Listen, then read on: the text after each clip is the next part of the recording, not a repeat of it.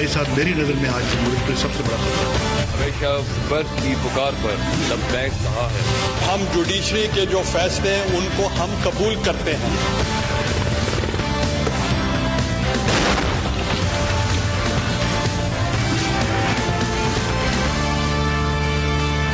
अस्सलाम वालेकुम। दिन भर की अहम तरीन खबरें, तबसरे और उनके तज़ियात के साथ मैं हूं कामरान खान।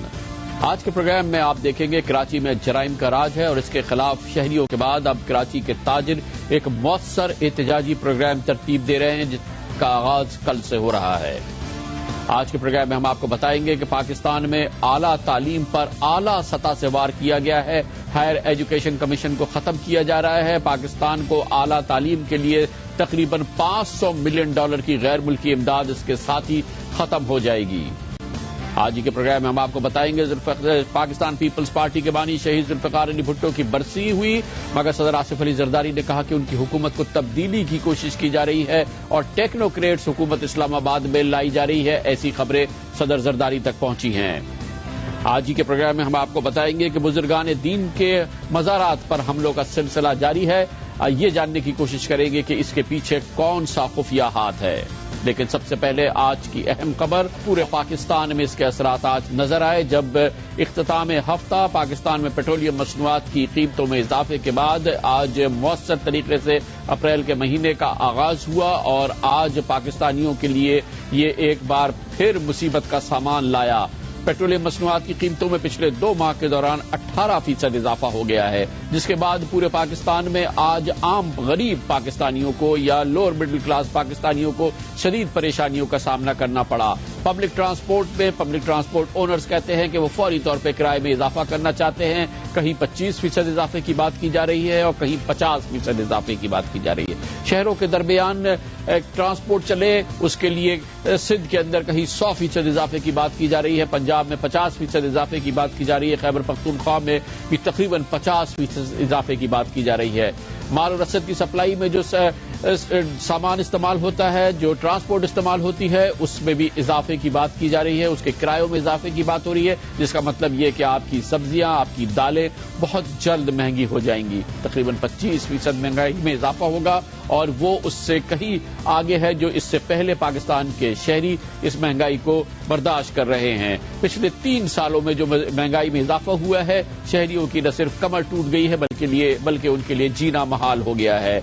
जिस तरह से कीमतों में इजाफा हुआ है उसका अंदाजा भी नहीं लगाया जा सकता। मिसाल के तौर पर डीजल जो कि 3 साल पहले तकरीबन 44 रुपए लीटर था, अब तकरीबन 93 रुपए लीटर हो चुका है। 110% इसमें इजाफा हुआ है। मिट्टी का तेल गरीब का जिससे चूल्हा जलता है, जो कि तकरीबन 41 रुपए पर लीटर था 3 साल पहले, अब 84 रुपए फी लीटर हो चुका है। इसमें भी 103% इजाफा हो चुका है। पेट्रोल जो तकरीबन 63 रुपए फी लीटर था अब से 3 साल कबल, अब तकरीबन 83.5 रुपए फी लीटर हो चुका है। 33% इसमें इजाफा हुआ है। और इसके साथ ही हर चीज का इजाफा, और यही वजह है कि दाल मूंग जो तकरीबन 3 साल पहले गरीब की दाल 54 रुपए फी किलो मिलती थी, अब 138 रुपए फी किलो मिल रही है। चीनी जो गरीब की एनर्जी का सबसे बड़ा जरिया है, 3 साल कबल 28 रुपए फी किलो थी, अब 65 रुपए फी किलो हो चुकी है। गाय का गोश्त, गरीब का इस्तेमाल करने वाला गोश्त 141 रुपए फी किलो 3 साल कबल था, अब 300 रुपए फी किलो हो चुका है। दूध जो कि 34 रुपए फी लीटर था, आज कराची में 70 रुपए फी लीटर फरोख्त हो रहा है। घी जो कि 125 रुपए लीटर फी किलो था, अब 190 रुपए फी किलो हो चुका है। और चाय 335 से 475 रुपए फी किलो हो चुकी है। आप खुद अंदाजा लगा सकते हैं कि कहीं 100 कहीं 110% इजाफा हो चुका है कीमतों में और कहीं इससे भी ज्यादा इजाफा हो चुका है। न इसमें हमने फीस से स्कूल के बच्चों की फीस शामिल नहीं की है, हमने बिजली के अखराजात शामिल नहीं किए हैं, जिनमें भी 100 से जायद फीसद इजाफा हो चुका है। गरीब के मसाइल में आज का दिन मजीद तबाही लेकर आया जब पेट्रोलियम मसनूआत की कीमतों के 18% इजाफा जो कि पिछले 2 माह में हुकूमत ने किया है, उसके असरात खुल के सामने आए। पाकिस्तान के हर बड़े शहर में हर पाकिस्तानी आज परेशान नजर आता था और इस पर हमने निगाह डाली है। पूरे पाकिस्तान की सूरत हाल को आज हमने करीब से गौर से देखा कि अपने इन पाकिस्तानियों की आवाज अपने दूसरे पाकिस्तानी शहरियों तक और शायद वजीर आजम यूसुफ रजा गिलानी की हुकूमत तक भी पहुंचा सके। देखिए एक खुसूसी रिपोर्ट जो कि हमारे नुमाइंदे खुसूसी अली इमरान ने तरतीब दी। पहले से ही गुर्बत के शिकार पाकिस्तानी अवाम के लिए तेल की कीमत में इजाफा ناقابل برداشت بوجھ ثابت ہوتا ہے اور غربت کی لکیر سے نیچے رہنے والے افراد کی تعداد میں مسلسل اضافہ ہی ہوتا جاتا ہے۔ تیل کی قیمت مہنگائی میں ہر لحاظ سے اضافے کا سبب بنتی ہے اور اگر کہا جائے کہ مہنگائی ایک ٹرین کی مانند ہے تو یہ ماننا غلط نہ ہوگا کہ تیل کی قیمت اس ٹرین میں انجن کی مانند ہے جو سارے ڈبوں کو مہنگائی کی جانب کھینچ کر لے کر جاتی ہے اور تیل کی قیمت میں حالیہ 10 سے 13% اضافے کا کھچاؤ عوام محسوس کر رہے ہیں۔ اب آپ پیٹرول مہنگا کریں گے سب کچھ ہی مہنگا ہوئے گا، ٹھیک ہے، اور اب عام آدمی کہاں جائے گا؟ ایک غریب آدمی کیا کرے گا؟ 2 وقت کی روٹی نہیں اس کی پوری ہوتی ہے۔ اس میں یہ غریب عوام بیچاری جو ہے نا بالکل مر جاتی ہے، بالکل آگے ان کے پاس کیا ہے۔ موٹر سائیکل سوار لوور مڈل کلاس کے افراد کے لیے تیل کی قیمت میں اضافہ معمولی ماہانہ تنخواہوں پر کام کرنے والے ان افراد کے لیے شدید جھٹکے کا باعث بن جاتا ہے۔ 2 سال قبل اپریل 2009 میں پیٹرول کی فی لیٹر قیمت 58 روپے تھی جو اب 45% اضافے کے ساتھ تقریباً 84 روپے فی لیٹر ہو گئی ہے اور یوں ایک دن میں 2 لیٹر پیٹرول خرچ کرنے والے ایک عام موٹر سائیکل سوار کے ماہانہ خرچ میں 1500 روپے کا سیدھا اضافہ ہوا ہے۔ کھانے پینے کی اشیاء اور مہنگائی کا دیگر اضافہ ایک الگ داستان ہے۔ دن بدن مہنگائی بڑھ رہا ہے، دن بدن بے روزگاری زیادہ ہو رہا ہے، دن بدن غریب عوام رو رہا ہے۔ جب پیٹرول بڑھے گا کرایوں میں اضافہ ہوگا۔ عوام آج کل یقین کریں کہ اس حالت میں ہے کہ وہ بس کا کرایہ افورڈ نہیں کر سکتی ہے۔ ابھی ہم لوگ اور بھی مہنگائی سے پریشان ہیں، بہت زیادہ پریشان ہیں۔ یہاں پہ در پدر ہوا ہے، خوارزار ہوا ہے، عوام کو ایسا کیا ہوا ہے، بجلی بھی زیادہ کی۔ ملک کے مختلف شہروں میں ٹرانسپورٹرز نے کرایوں میں اضافے کا اعلان کر دیا ہے۔ پشاور میں لانگ روٹس پر چلنے والی بسوں کے کرائے میں 10% اضافے کا اعلان کیا گیا ہے جبکہ اسلام آباد اور راولپنڈی میں بھی لمبے روٹس پر چلنے والی گاڑیوں کے کرائے میں 10 سے 15% اضافے کا اعلان کیا گیا ہے۔ کراچی میں چلنے والی بسوں کے کرائے میں 4 سے 5 روپے تک اضافے کا مطالبہ کیا گیا ہے۔ دوسری طرف ایل پی جی ڈسٹریبیوٹرز ایسوسی ایشن کے چیئرمین عبدالہادی خان کے مطابق ایل پی جی کی فی کلو قیمت میں 4 روپے تک اضافہ کر دیا گیا ہے جس کے بعد رکشوں کے کرایوں میں بھی اضافہ ہو جائے گا۔ 4 سے 5 روپے اضافے کا میں نے مطالبہ کیا ہے، لیکن ایسا ہوتا نہیں کہ جتنا آپ مانگیں حکومت نہ دیتی ہے۔ وزیر ٹرانسپورٹ اور سیکرٹری ٹرانسپورٹ جب ہم سے مذاکرات کریں گے تو اس میں کچھ گیو اینڈ ٹیک والی بات ہوگی انشاءاللہ۔ ڈیزل کی قیمت میں اضافے کے بعد فشریز میں بوٹوں سے مچھلی پکڑنے کی لاگت میں بھی اضافہ ہو رہا ہے۔ بالکل وہ رکنا پھر شروع ہو جاتی ہے۔ اس سے پہلے جب یہ 76-77 روپے بڑھا تو لانچیں کچھ رکنے، اب جو حالات ہوئے ہیں اس سے تو یہ لگ رہا ہے کہ مطلب ہے کہ جو لانچ کا مالک ہے وہ کس طرح بھیجے گا لانچ، مجھے آپ بتائیں نا۔ حالیہ اضافے کے بعد مختلف خوردنی اشیاء یعنی بسکٹس، پانی کی بوتلیں اور دیگر مصنوعات کی قیمتوں میں اضافہ ریکارڈ کیا جانے لگا ہے جبکہ کھیتوں سے شہروں میں غذائی اجناس، سبزی اور پھل منتقلی کی لاگت میں اضافے کے باعث غریب آدمی کے لیے روزانہ کے کھانے پینے کے اخراجات کے بجٹ میں بھی اضافہ ہو رہا ہے۔ امیر آدمی کے لیے یہ اضافہ معمولی صحیح لیکن 6, 7 یا 8 ہزار روپے ماہانہ کمانے والے افراد کے لیے یہ اضافہ ایک زور کا جھٹکا ثابت ہو رہا ہے۔ عوام میں مطلب دار بے چینی پائی جاتی ہے اور یہ ایک عوامی حکومت ہونے کے ناطے انہوں نے جو یہ بم گرا دیا ہے یہ تو سراسر ظلم ہے۔ عام آدمی کی زندگی جو ہے مشکل ہو جائے گی، ایک نہ ایک دن ایسا آ جائے گا کہ لوگ جو ہے یہ جو حکومتوں کے پیچھے جو ہے اٹھ جائیں گے اور انقلاب آئے گا۔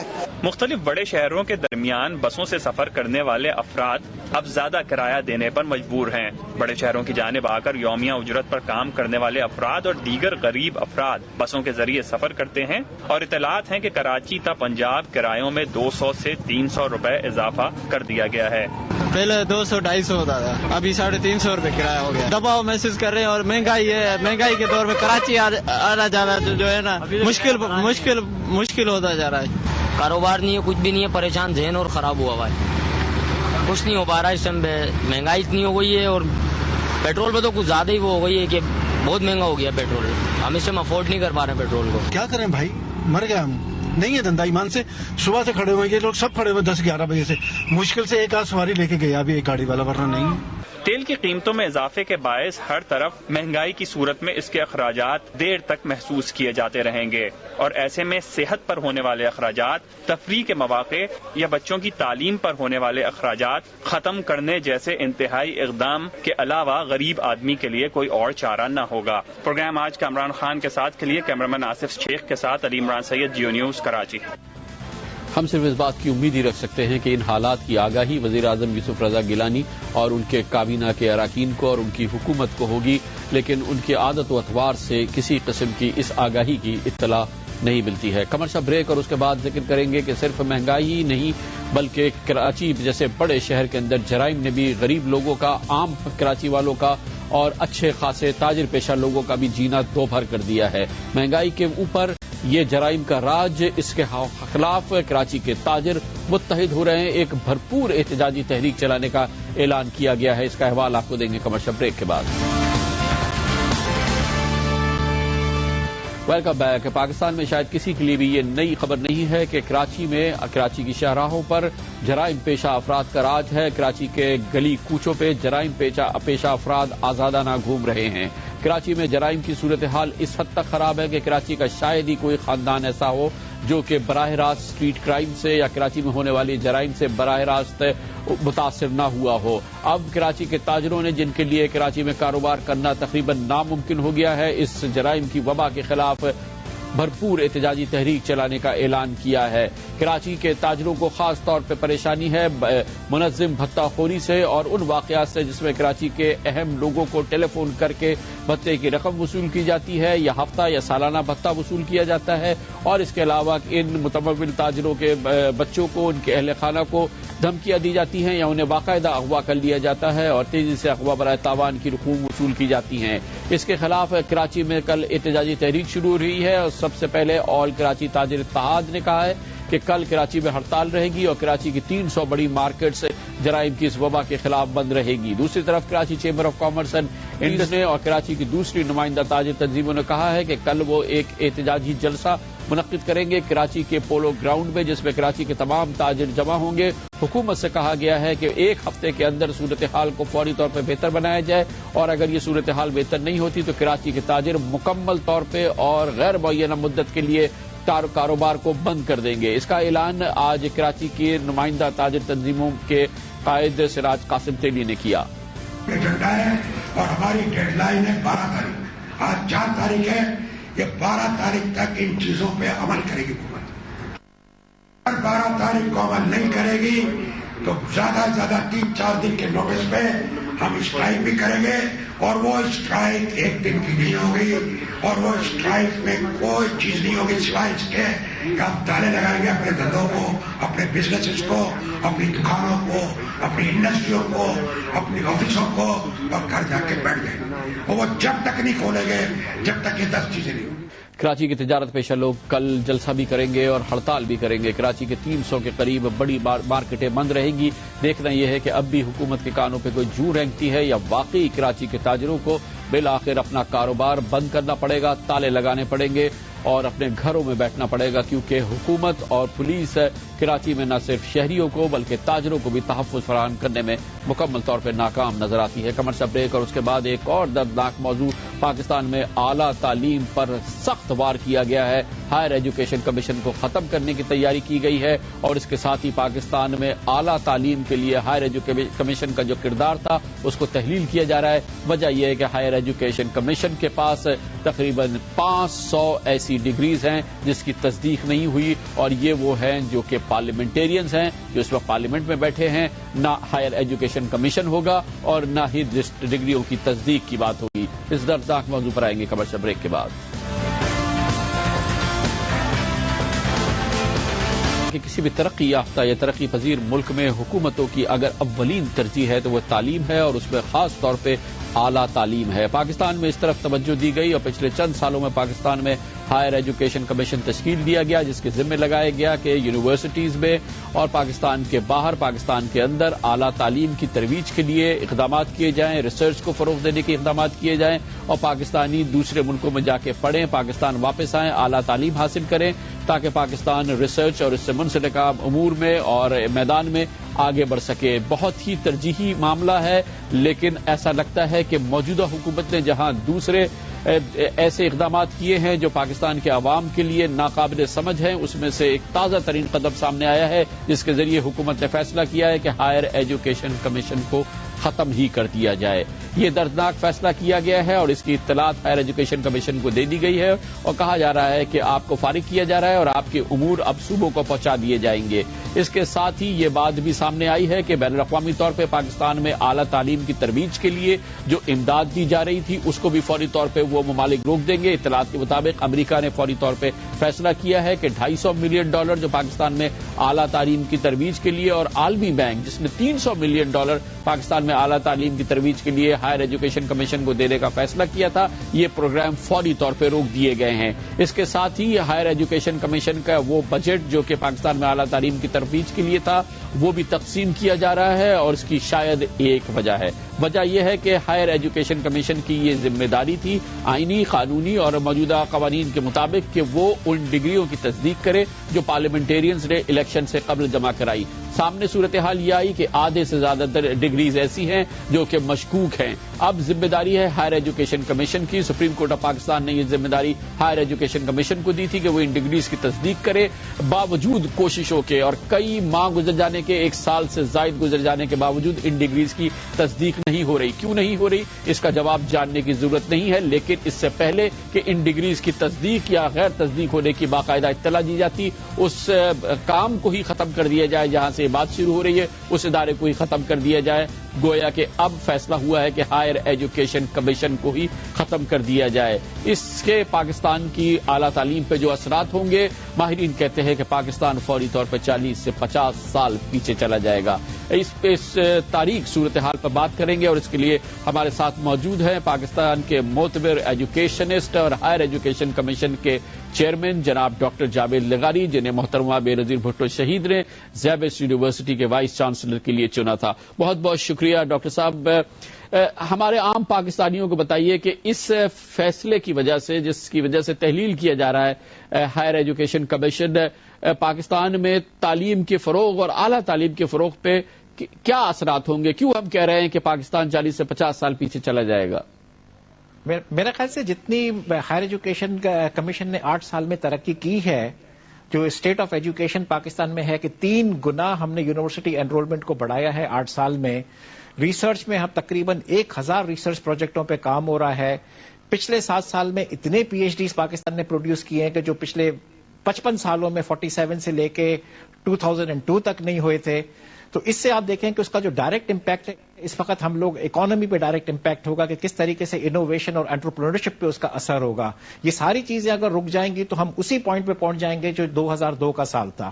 ڈاکٹر صاحب، کیا آپ کو کیا بتایا گیا ہے کہ یہ پورا اتنا سینسٹیو اور اتنا اہمیت، قومی اہمیت اس سے زیادہ کیا ہو سکتی ہے؟